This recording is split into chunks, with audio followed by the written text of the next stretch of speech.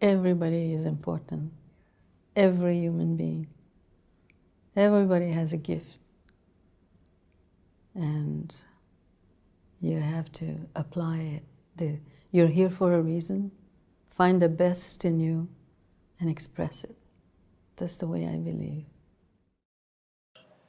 Hello, dear filmmakers and beautiful Randall Okita, my friend and teacher, of course. Well, let's start from the beginning. Today, I want to talk you guys about one of the best Canadian filmmakers, of course, and her name is Alanis Obomsawin. I hope I said it in the right way.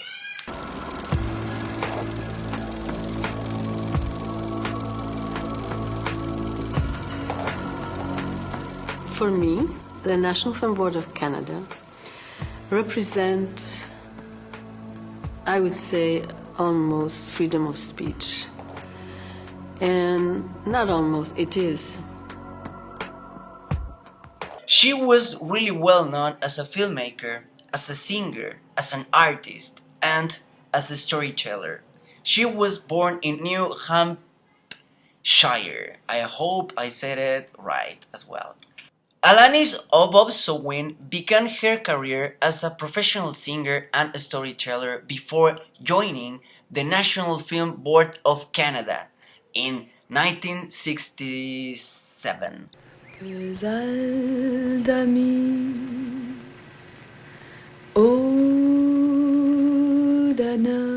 I had no idea about filmmaking, never even thought of that.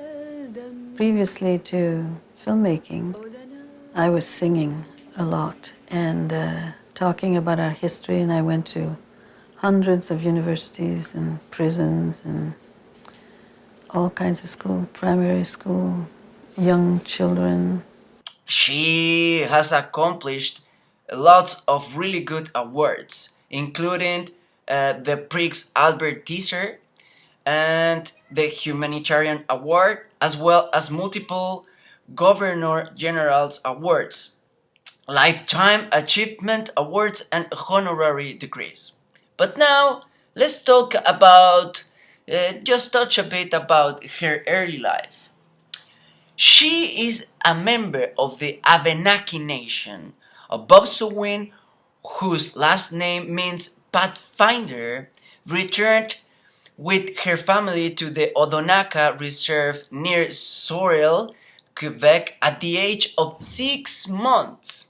Her father was a guide and a medicine maker and a medicine man, and her mother ran a boarding house.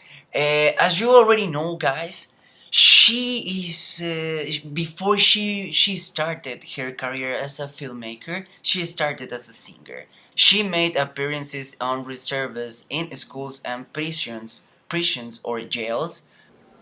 So I went to a residential school in James Bay area. I really wanted the children to tell me stories. And then I would get them to do drawings about what they were talking about. She started to sing, and then she realized that using the movies or the telling stories using a documentary style or a documentary, trying to document it, she started to make them. For me, a real documentary is when you're really listening to somebody. They are the ones that tell you what the story is, not you. There are many times when something would happen in the community, I would just rush there to document it. So I was sort of going away from the children, but I felt that these issues were very important because they were very big issues and they were very dangerous ones, and I felt they just had to be documented. I felt it was my duty to do it. The army had guns, the police had guns, the warriors had guns. I didn't know how I would be able to cope with that. When you do a documentary, you have the luxury of having time. And it means you're giving more time to your subject. You don't come there as a reporter and say, answer this, and you got one phrase, and often, where the danger is, often a person will come to do news and want to hear it said a certain way or certain words. And once they hear this, they're satisfied. So that the person who's affected by a certain story does not have the time to tell its story the way it should be told.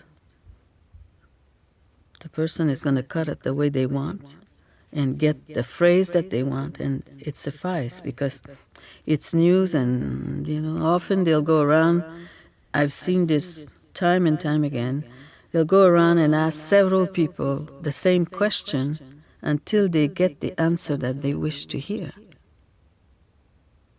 And that, to me, bothers me an awful lot.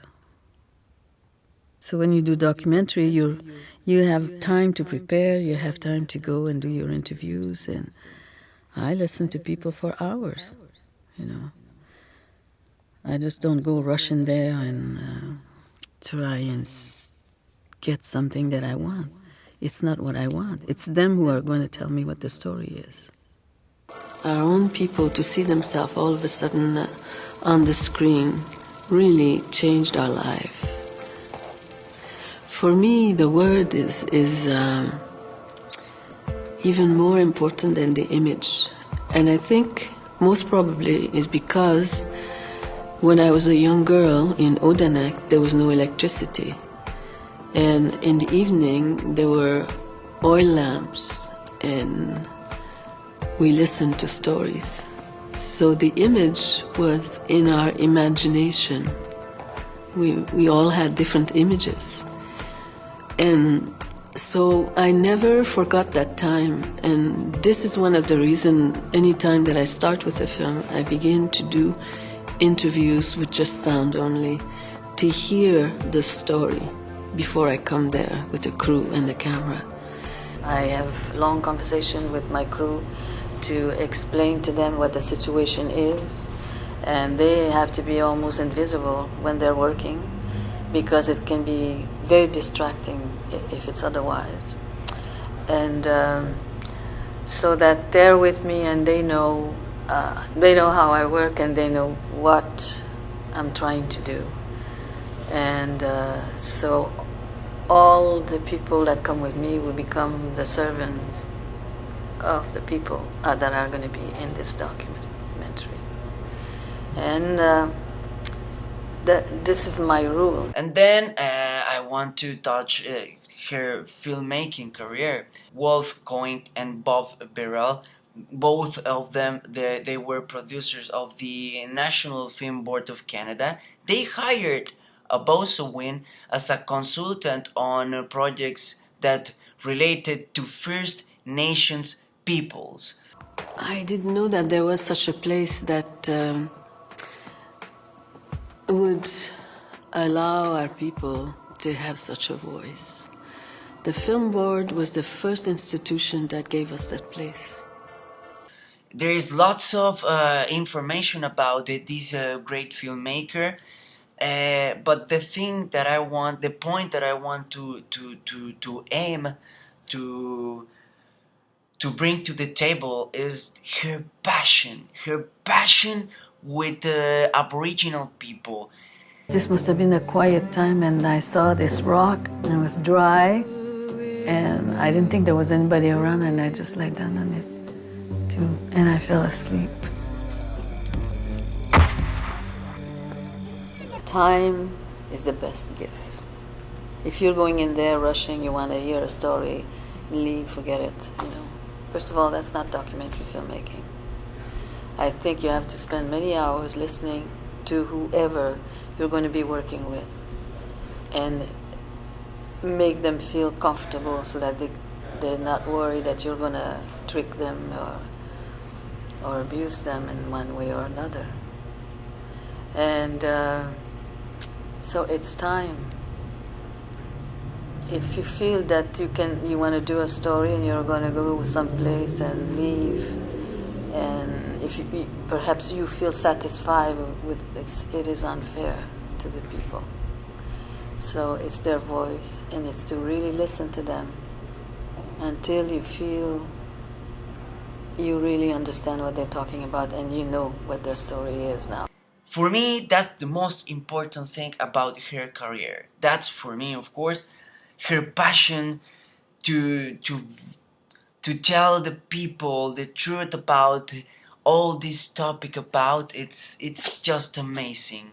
And sorry about this noise, but here is Taya is with us. She's here.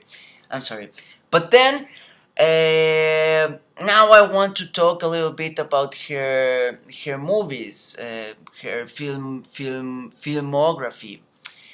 1984, Incident at Restrigoche. 1986, Richard Cardinal, Cry from a Diary of a Metis Child. 1993, Canexate, 270 Years of Resistance. 1995, My Name is Jagentiosta. 1997, Sputruench. I'm sorry, this is difficult for me. 2000, Rocks at Whiskey Trench. 2002 is The Crown at War with Us. 2003 for John. 2005, Sick One. 2006, Waban Aki, People from Where the Sun Rises. 2007, Jin Boy Came Home. 2012, The People of the Katawaspiskauk River. 2013, Hi Ho Miss Tahei. 2014, Trick or Treaty. 2016, We Can't Make the Same Mistake Twice. 2017, Our People Will Be Healed. And 2018, she is again making another film.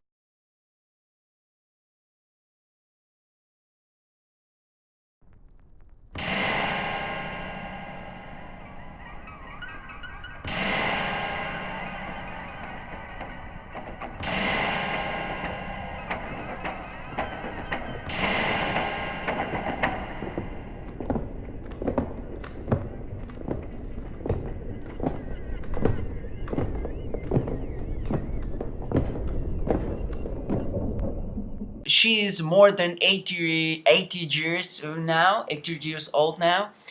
And guys, if her story as a filmmaker doesn't touch you, if it doesn't touch your heart, guys, I don't see a point that you or even myself, oh, we cannot be a filmmakers if that kind of stories, if that kind of person doesn't touch our hearts. Maybe we need to go and, I don't know, be and work on a bank, be and work like doing something else. It doesn't mean we are in a bad path. But maybe yes, we need to recognize when people is passionate about something. Ultimately, we are here to tell stories, and here life, it's really important for us, and for us as Canadians as well as a human beings in this world. It's just she inspired me. She is inspiring me because now I want to tell you guys, as a Canadian filmmaker, I want to make a movie about Aboriginal people. I want to follow my dreams as well. I want to go and do a documentary about Aboriginal people from now, because this assignment gave me the idea. I want to go and follow her. I want to meet her. I want to see if she wants to be involved in this documentary that I want to bring to life about Aboriginal people, that they are dancing to the earth, dancing to the Pachamama, praying to to for this world to be better. So yeah, ultimately I am really happy that I picked this lady. And of course I know Randall is not gonna be happy because I took more than 3 minutes just talking about my dreams. But man, when you are looking to see how is people working beforehand you or before you, like right now I'm a baby on the filmmaking. But man, she's really important. And yes, I want to say she inspired me, and now I want to go and follow these people. I have lots of things to say. I want to continue her career. So thank you for your attention. Hopefully you like this shitty video that I prepared for you guys, but still I prepared it from my heart. And thank you, Alanis, Obomsawin, to exist. And thank you to teach us how to follow our dreams. Thank you. And this was Romanesh Reynoso trying to make something in English, and hopefully this is good. Thank you guys. Bye bye.